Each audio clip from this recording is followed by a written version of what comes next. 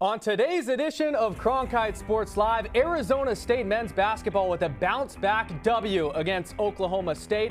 All that and more coming up, all that dialogue after that Colorado contest, but the boys bounce back. And ASU women's basketball head coach Molly Miller in her first season has the Sun Devils feeling it. 20 wins after a big victory over Utah in the midweek. They will face the hated Arizona Wildcats on the weekend, looking to improve. In Arizona State hockey, the struggles have continued, but a chance for a bounce back against Western Michigan this weekend. A Valentine's special of Cronkite Sports Live coming up right now.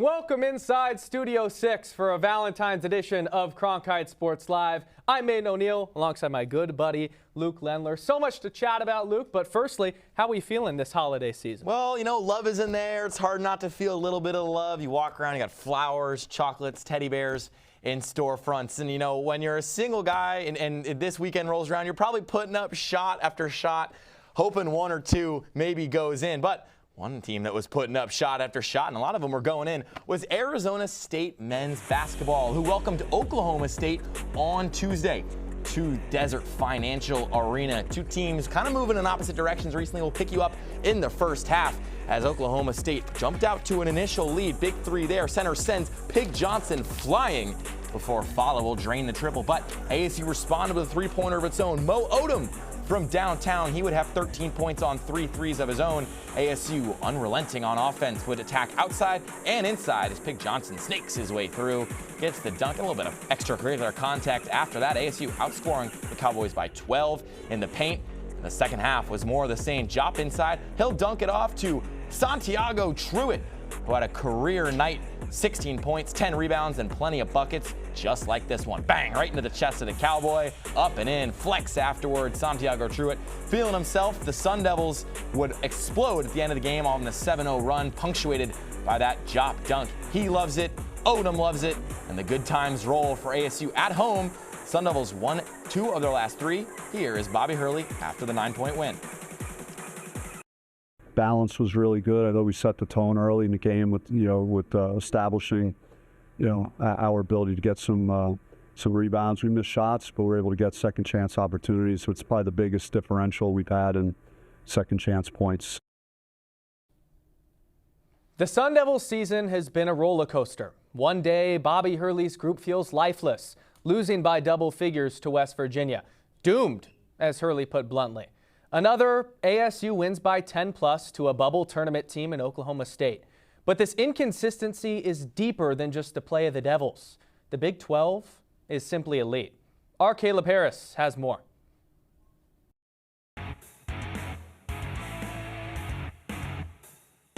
Since the start of the new year, it seems like the conversation has constantly been about the Sun Devils' substandard performances. While it's true that they have often underwhelmed, it would be a disservice to not mention the strength of the Big 12. Many believe the conference is the best in the NCAA, and West Virginia coach Ross Hodge thinks even more of it. You kind of, the Big 12 is so tough. In my opinion, it's the third best basketball league on the planet. The NBA, the Euro League, and then the Big 12. So the Big 12 currently has 6 ranked teams, with 4 in the top 10 and 3 in the top 5. Each are the most of any conference. With 18 conference games, every Big 12 team faces each other at least once. Where ASU has gotten unlucky is that they've had to travel to number 1 Arizona, number 3 Houston, number 5 Iowa State, and number 22 BYU. They are currently 0-3 in those matchups, and ESPN has given them just a 4.3% chance to upset Iowa State. It isn't just the top 6 teams succeeding. The Big 12 is deep.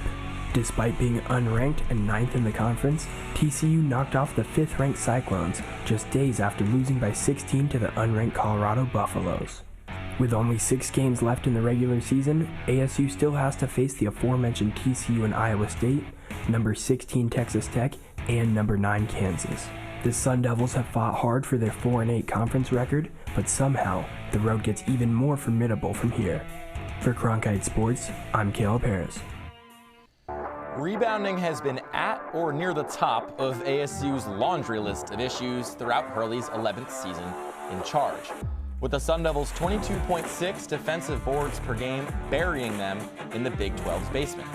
Hurley had some choice words for his squad after Saturday's loss to Colorado before ASU responded with its best rebounding performance of 2026 against Oklahoma State. Here's Dominic Pasella on ASU's on and off-court intensity.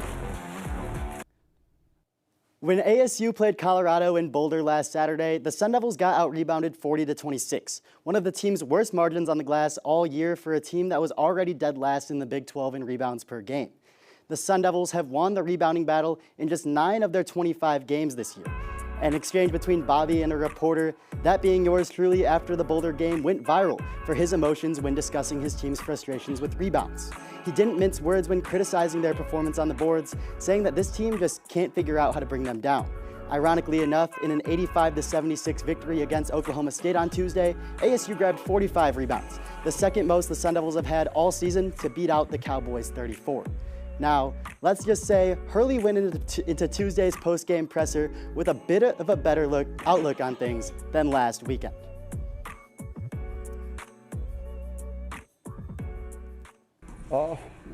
Looks like we figured out how to rebound. 19 of ASU's 45 rebounds came off the offensive glass, more than double the offensive rebounds that the Maroon and Gold had in Boulder. The team looked more aggressive, and Sun Devil players admitted that Hurley's comments lit a fire underneath them to crash the glass better. Now it's impossible to say after this game whether ASU truly did figure out how to rebound or it was just one strong outing. I mean, the team is still last in the conference with only 33 rebounds per game, and looking deeper, ASU is 5-0 when bringing down 40 or more boards in a game this season, and 8-1 when out-rebounding its opponents. Sun Devil fans may see these stats and rejoice that this new crash-the-glass ASU team could make a run. But the only issue with that is the Sun Devils haven't out-rebounded a ranked team all season, and with 3 of their final 6 games being against ranked opponents, 2 of which being in the top 10, it's hard to get their hopes up that this rebounding problem has been solved. Guys? Now to women's hoops. Arizona State looking to bounce back after a close loss to top 15 Baylor on Wednesday night. Heading to the first, dump inside. Heloisa Caera, high hook shot is perfect. Look at that footwork. Later in the first, kick to the left wing, McKenna Brackens. Nothing but nylon. Arizona State controlling a lot of this first part of the game. Now to the second quarter, Jaya Levette down the lane, offhand layup. That one's true, 17-13 the lead. And later in the first half, dumped in tight. Deborah Davenport with the deuce, 22-18. Now to the third, Heloisa Caera almost lost the handle. Trailing triple, Marley Waschnitz knocks it through. And for good measure, more Caera. The dream shake again like she's Hakeem. That one also good. And Gabby Elliott, who was the leading scorer in this game with 19, kept it rolling late in the fourth. Dumped inside. Everybody eating good. Martina Fantini, offhand layup, off window. Arizona State wins it 71-61. Molly Miller's 20th win. Here she is after the win. We want it to be 20 and counting. We're not satisfied. We're looking to win in February. And so right now we're 0-0. 20 sounds good, but we're 0-0, looking for the next one. Really proud and happy for this group. They've honestly had probably their best week of practice last week, and their focus carried over to the game. Their effort carried over to the game. There's a lot of things you can do in 8 years. You can learn how to juggle, perfect your sourdough starter, and maybe watch La La Land enough times to make it through without crying. Or that might just be me. Still, one thing that has eluded ASU since God's Plan topped the charts has been a coveted sweep over its bitter rivals. Now, armed with the 20 wins and the 4th best defense in the Big 12, Molly Miller's squad aims to rekindle ASU's 2018 flame, as our Pratham Balluri outlines in another edition of The Vault.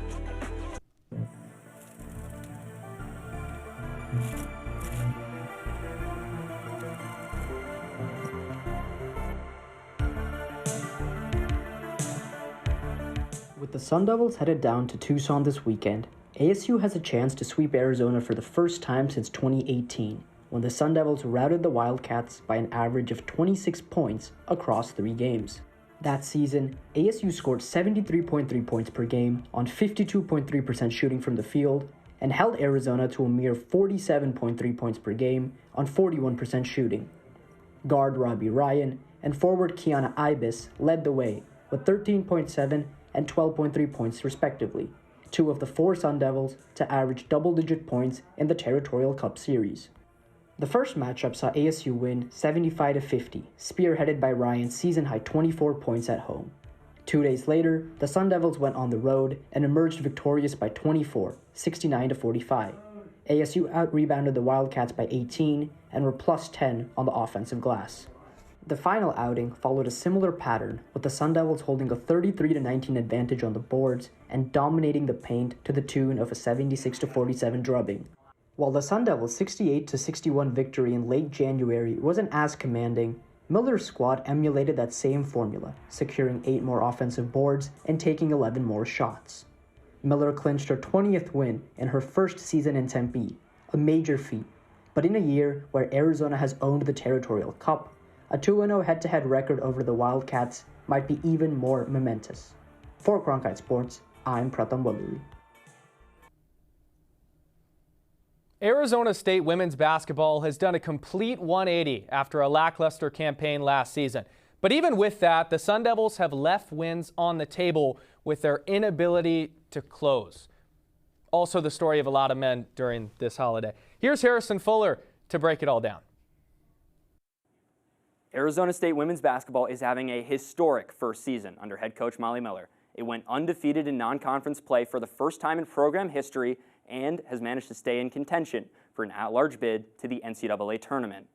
The Sun Devils have played some very impressive games this year, but the one thing holding them back has been the clutch, or lack thereof. ASU's 4-2 in one-score games. Not bad, don't get me wrong, but based on the film, it could easily be 6-0.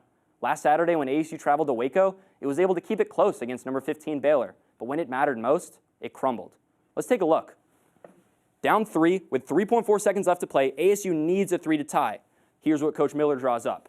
So, McKenna Brackens is going to set a back screen for Marley Washenitz, who then is supposed to escape to the wing here and attempt that game-tying shot. The problem is Brackens doesn't get enough in front of the defender, forcing a broken play, and then Gabby Elliott, the inbounder, throws it to nobody in the post, and Baylor comes out with the win. Passing was also an issue in the Sun Devils' worst loss of the year at Cincinnati. So Amaya Williams is going to give the ball to McKenna Brackens, who then is going to set up a give and go here with Gabby Elliott. When Elliott gets the ball, she has a clear lane to give it right back to Brackens for a game-winning shot. She hesitates and gets it plucked from her, and Cincinnati goes coast to coast for the win. That same problem of ball security came up earlier in the season against UNLV. So Jai Levette is bringing the ball down the court and gives it to Gabby Elliott. And then McKenna Brackens right here is supposed to set up a back screen for Elliott. But again, Brackens doesn't get enough in front of the defender, and the defender is able to easily recover, force Elliott to change direction. She loses the ball off her foot, but nobody remembers that blunder because of what happened next. One of the most improbable shots in ASU women's basketball history, the Hail Marley. Man, what a shot. But you can't count on a shot that incredible to bail you out every single time a game is close. Look, ASU's gearing up to take on its top rival, Arizona, down in Tucson tomorrow. And you guessed it, the Wildcats' biggest strength is fourth quarter consistency. The Sun Devils have already proven they can beat Arizona, but if they want to do it again in McHale Center, they have to win the final possession. Back to you guys. Let's go down the road from DFA to Mullet and ASU hockey, welcoming St. Cloud State and the Huskies to their home ice. We'll jump straight to the second period of game 1 as the visitors would open the scoring checkbook. Nice finish here by Ty Gross to put St. Cloud up 1-0, but ASU would respond. Noah Powell digging out his own miss and flicking it into the back of the net to light the lamp and equalize this one at 1. We'll take you to third period. Game 1 hanging in the balance. It goes Hall to Bernavec to Gross for the second goal of the game for him, and the second goal of the game for St. Cloud, who would tack on 2 empty netters and take the opener 4-1. Game 2 was a little bit more high-scoring of an affair. ASU got things going. Berzin, the goalie for St. Cloud, parried away a couple, but ASU would bury that one to take the first lead. But what a sweet equalizer that was. It was just for Smolinski way downtown to step inside the blue line. Take you to the final period now, and Nolan Reed, what a pass. Threads the needle, and Nolan Ernest will tack it on. We skipped an ASU goal, so it's 2-2. Game in the balance. ASU digs one out. That one tied it at 3. And now ASU 3-3 game, trying to get the win at home, but you just can't do that. You just can't do that, Aiden. You just can't do that if you're ASU's goaltender, Sam Urban. Bad mistake. Gives away the game. 4-3 St. Cloud. Here's Greg Powers after the sweep. At the end of the day, we have not been able to get it done in close games this year, and that's false squarely on me. I haven't been able to get through to this team and convince them what it takes to win games like tonight and last night. Although Bobby Hurley's name has often been at the center of controversy, Greg Powers' has also been through the mud based on Sun Devil hockey's recent play. The same situation, but their job stability couldn't be more different. Our Easton Stockford compared the two coaches and their job security in Tempe. We failed. I'm failing. I can't get through to the team. And that's false squarely on me. I haven't been able to get through to this team. Well, those two sound awfully similar. It seems like Bobby Hurley and Greg Powers are facing similar struggles right now. So let's take a trip to the coach's corner to see what's going on in Tempe. ASU men's basketball and hockey are both having rough seasons, specifically in conference play. Hurley's squad is sitting at 4-8 in Big 12 action, while Powers is 6-11-1 in the NCHC, but the parallels, they run deeper. The two coaches have additionally been shaky on the back end, with Hoops ranking 271st in defensive efficiency and hockey allowing the 7th most goals in the nation. The two teams have also floundered late in games, with Hurley's squad ranking 77th in second half points and Powers going 3-13-1 when trailing or tied entering the third period. Hurley and Powers have had disappointing seasons, but despite both of their seats warming up, Powers got extended for 5 years, while Hurley is in his lame duck year. The biggest difference, ASU won't be paying Powers a dime. His contract was fully endowed by a season ticket holder, keeping his contract entirely off of ASU's books, meaning extending Powers allowed ASU to save money in the long run. For Cronkite Sports, I'm Easton Stockford. Kalamazoo, more than just a 27-point Scrabble word. You can break that out against your grandma next time you play her.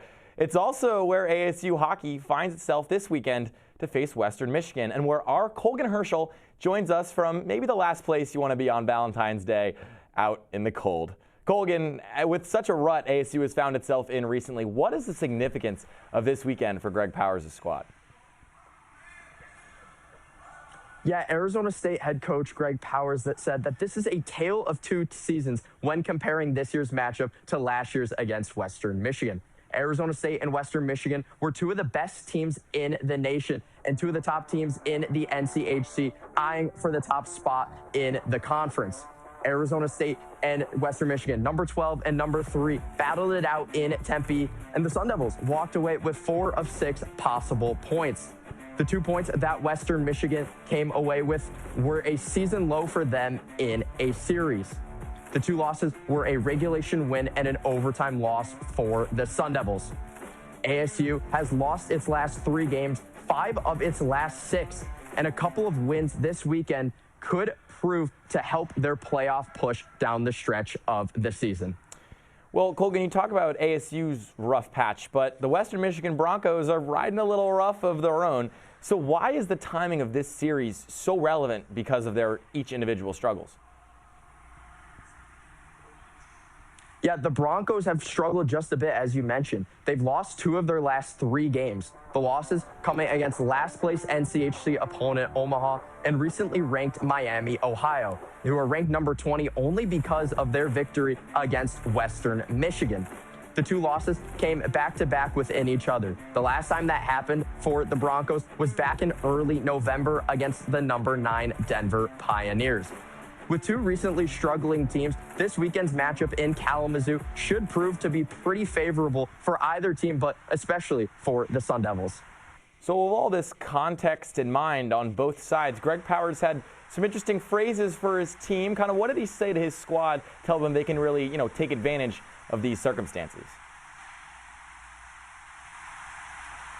Yeah, head coach Greg Powers said that his team has to have the mentality that they have everything to gain and nothing to lose this weekend. He was pleased with their physicality last weekend against St. Cloud, and that came from senior Tucker Ness, who has transitioned to forward from defense. Ness stands at 6'3", 228 pounds, who is replacing forward Braxton Whitehead, who is just 5'11", 168 pounds, who is out with injury currently.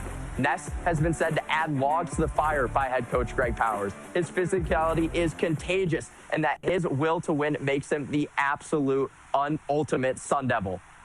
Arizona State is going to need that desire to win and will to win this weekend against the number 4 Western Michigan Broncos to get a couple of points in Kalamazoo. Now, Colgan, I don't know. I've never been to Michigan, never even heard of Kalamazoo until we were heading into this week. So I got to ask, can you feel the love there? You got any fun Valentine's Day plans? How are the vibes up there? Yeah, my broadcast partner is from Canada. I'm from the United States. The Olympics are going on, so there's a little bit more hatred than love going on right now this weekend, but it's bound to be an amazing weekend up here in Kalamazoo. ASU takes on a top 5 opponent up there in Kalamazoo. Colgan Herschel is there. Thank you so much, Colgan, for coming in and talking to us. 9 MLB draft picks in the first 10 rounds, an appearance at the UCLA Regional. A phenomenal campaign for most programs, right? But as a school that's won 5 national championships, it's impossible to be satisfied. And ASU baseball gets another crack at an Omaha chase starting tonight. Our Jacob Fredericks discusses the grueling non-conference slate to begin the 2026 season. After months of playing against each other, Arizona State's wait for a new season will come to an end Friday night. When ASU throws its first pitch on opening day, it will embark on a non-conference journey that's as tough as it gets. The Sun Devils will open their season hosting the University of Omaha, who they have never played in their history. Omaha is coming off a 20-30 season, including being 9-16 on the road. Following opening weekend, the Sun Devils will host 2 East Coast teams as they play host to UConn in a 1-game weekday series before taking on St. John's the next weekend. Both UConn and St. John's missed the NCAA tournament last season, with the Huskies making it all the way to the Big East tournament final before falling short to Creighton. After playing the teams from the East, ASU will face a gauntlet of SEC opponents. In its first road test all season, ASU will travel over to Norman to take on the Sooners of Oklahoma.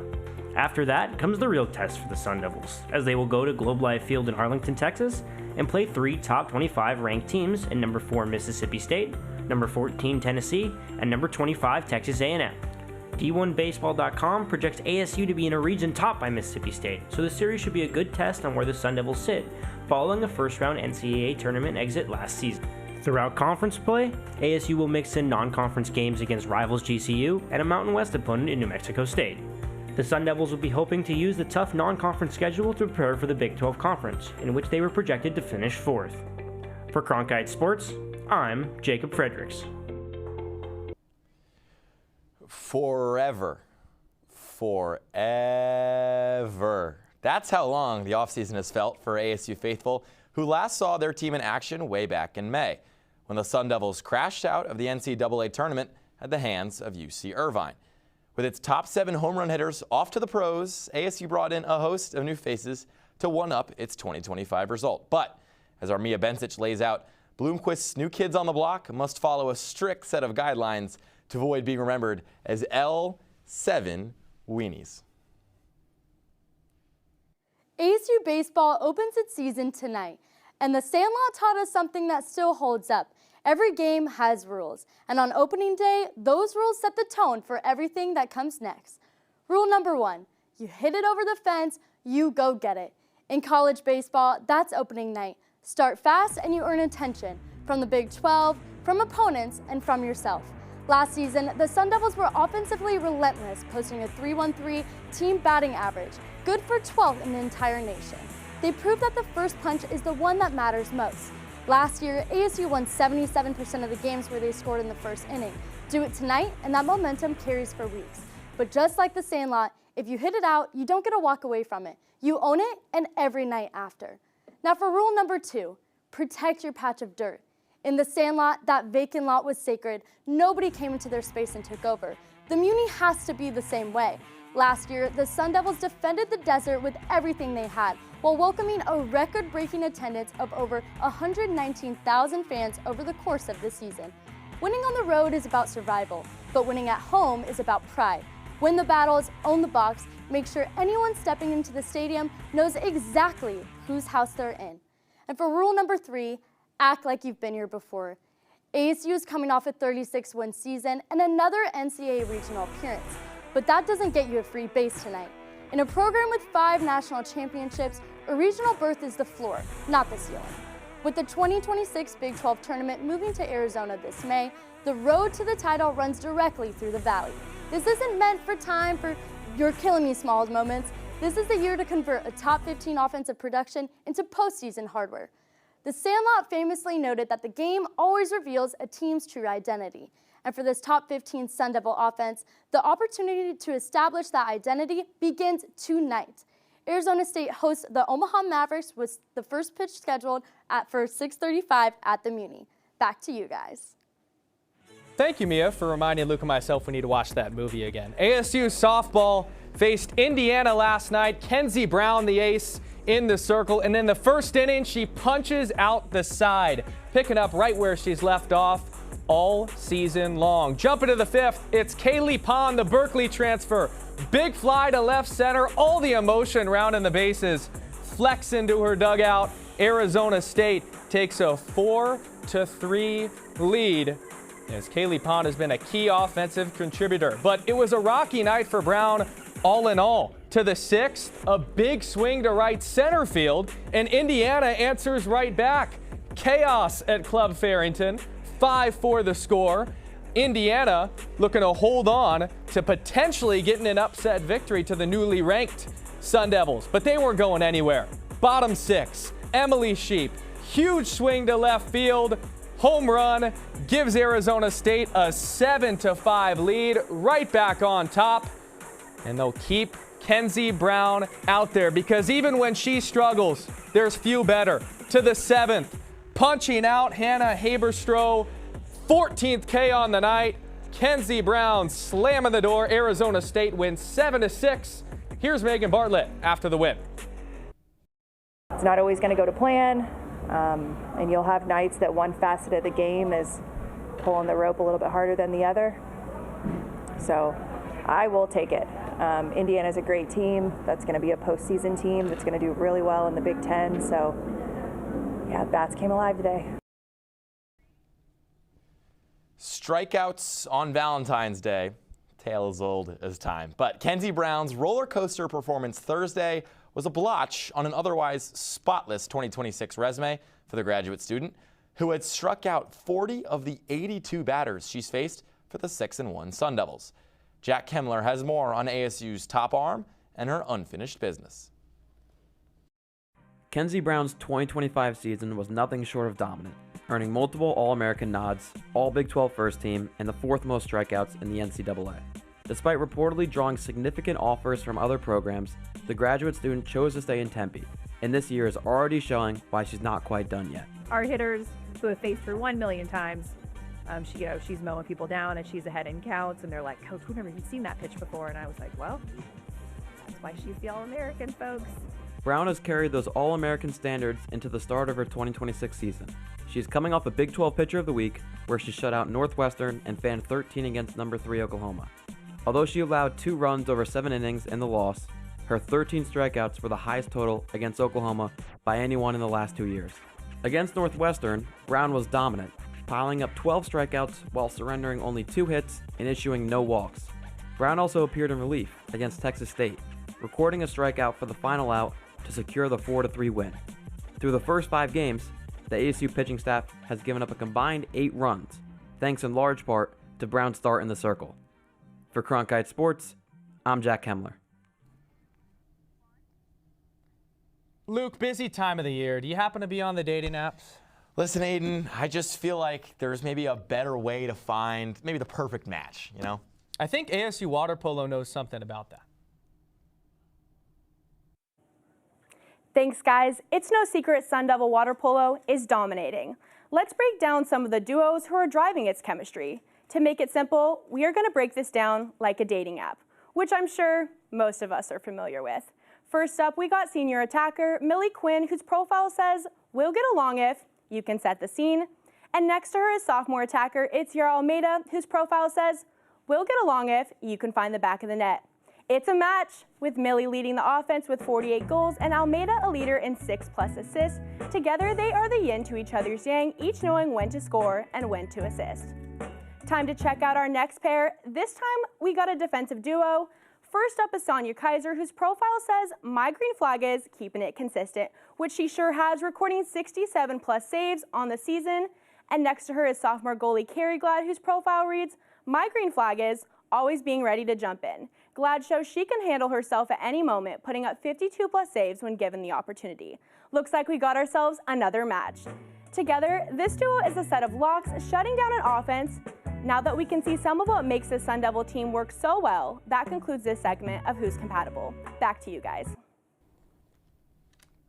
Petra Party is overseeing the ascension of ASU water polo into national conversations, cruising down the non-conference road and stacking victories along the way. But as MPSF play looms, the same question presents itself.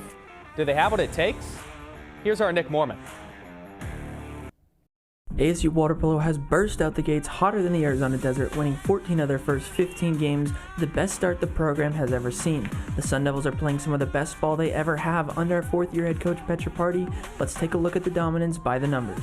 The team has begun their 2026 campaign with a gauntlet of a schedule. ASU has played 11 ranked games, with 4 of them being within the top 10, a significant uptick as last year the Devils only opened with around 8 ranked games and 3 of them being in the top 10. Under Coach Party, ASU has accumulated 5 total wins within the top 10. 2023 saw the Sun Devils go 0-6, while 2024 and 2025 had the team end up 1-2 in the top 10 play. This year, ASU has already doubled their win total, coming away with 2 wins against number 7 LMU and staving off a comeback against number 10 Fresno State. Their one loss, a 15-8 game against the number 2 team in the nation, UCLA. Even with tougher opponents, ASU has presented their best offense under Coach Party, scoring just over 16 goals a game. The electric offense is headed by star senior attacker Millie Quinn, who currently leads the nation in goals per game. Through a strong supporting cast, ASU has been able to emerge as one of the top offenses in the nation. ASU isn't just beating better opponents though, they are decisively defeating them, sprouting the best point differential since Coach Party took over. To start their 2026 season, ASU has already outscored their opponents by 113 points through the first 15 games. Through offensive excellence, the Sun Devils find themselves a decisive 14-1 despite facing a difficult schedule. ASU will have to continue their excellence though to maintain success as they head into the most competitive conference in the nation. For Cronkite Sports, I'm Nick Mormon. From the pool to the field, ASU lacrosse began its second season in the Big 12 with a trip to see old friends in Eugene. While the Sun Devils fell short against Oregon, our Aiden Schmitz previews that there is plenty to play for during stick season. ASU lacrosse had a strong campaign this season, finishing second in the Big 12 tournament with an overall record of 11-8. With last season's unanimous Big 12 Draw Specialist of the Year winner Anna Viglione and other stars such as Tegan Eng, Jordan Behar, and Keely Cleveland all returning, the Sun Devils are looking to build upon last season as they traveled to Oregon for the 2026 opener. Heading into the game, ASU had not beaten the Ducks in nearly 2 years. Big 12 preseason Attacker of the Year winner Jordan Behar got the scoring started, getting the first points of the season and ended up being a part of the trio of attackers to record hat tricks for the Sun Devils. Despite the strong start, the team ultimately couldn't hold off the Ducks late in the game, losing 11-12 in overtime, also marking just their 3rd overtime game since 2022. Coming into this game with a 7-1 season opener record, the Sun Devils also lose their first opener since 2022. But as the saying goes, the positives outweigh the negatives. The biggest highlight was the star-studded trio of attackers, Jordan Behar, Lydia Oldno, and Tegan Eng, commanding the offense. Another positive is that freshman Avery Cage played 3 quarters on defense, forcing 4 turnovers and being named Big 12 Freshman of the Week. ASU was picked to finish second in the Big 12 this season by the coaches poll, so there is still a lot of season to play. To go along with their hat tricks, Tegan Eng and Lydia Oldno both extended their individual streaks dating back to last season, Eng being now a 20-game scoring streak and Oldno now at a 39-game point streak. The Sun Devils also had big cleats to fill this offseason, as their all-time saves leader Katie Volley graduated this past year. The team's new goalie, sophomore Reagan Spitziger, netted 7 saves in the contest. The Devils look ahead to Sunday, where they will start their 7-game home stretch against number 22 Denver in hopes to grab their first win of the season. From Cronkite Sports, I'm Ian Schmitz. Hank Aaron breaking the home run record, the rumble in the jungle between Ali and Foreman. So many iconic moments from 50 years ago, but one that may fly under the radar is how good Arizona State tennis was.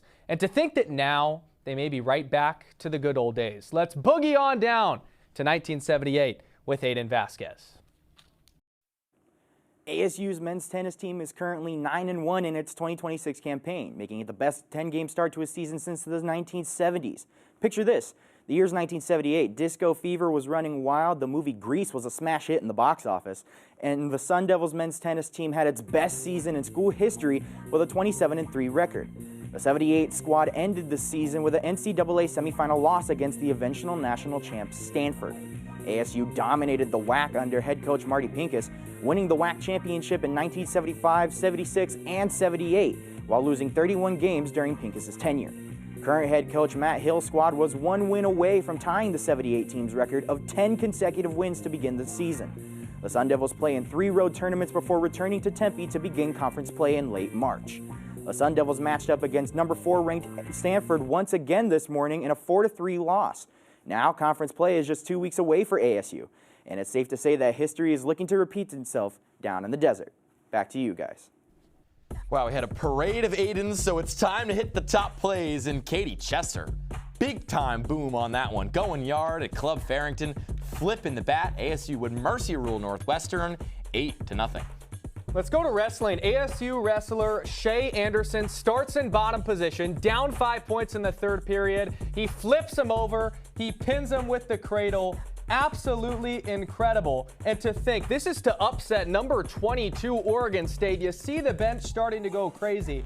After this one, Luke, now 8 straight wins versus Oregon State, dating back to 2015. Look at him stare down that bench. I mean, that's something that I certainly couldn't do. And this, I can't really do it. I can barely skate. But rock with me here. Tic-tac-toe, and ASU equalizes in the third period. Big goal. They would lose to St. Cloud State, though. All right. Yeah, now let's go to number 2. We got softball, fly ball to left field. Tanya Windle coming in, diving catch, but the call's better. No, what a catch! Tanya Windle has a ton of speed. Man, Ryan Sikora, miss that guy every day. Aiden O'Neill, do you know what the significance of 5,280 is? I don't. It is how many feet is in a mile and how high Masamba Chop got up for that one. Oh my goodness, Masamba Job throwing it down the lob. ASU would lose 78-70.